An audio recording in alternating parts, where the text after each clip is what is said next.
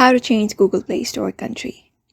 Hi everybody, welcome back. If you're wanting to change your country on Google Play Store, you can follow up the steps.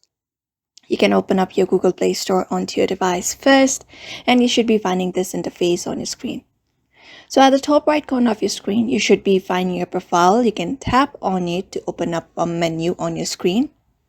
When you do that, you should be finding this menu.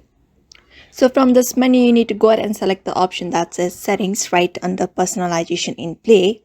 And when you do that, you can find this option that says general. So drop it down, and when you head over to general, you can find account and device preferences, notifications, and every different options available.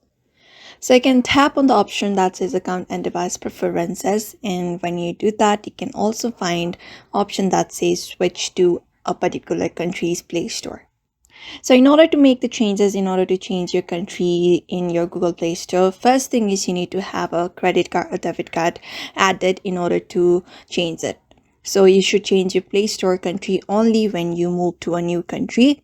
After you move to a new country, you can use the debit card or credit card and switch to another country's Play Store. So that is how you basically change your country in Play Store. So I hope this video was helpful, and thank you for watching this video.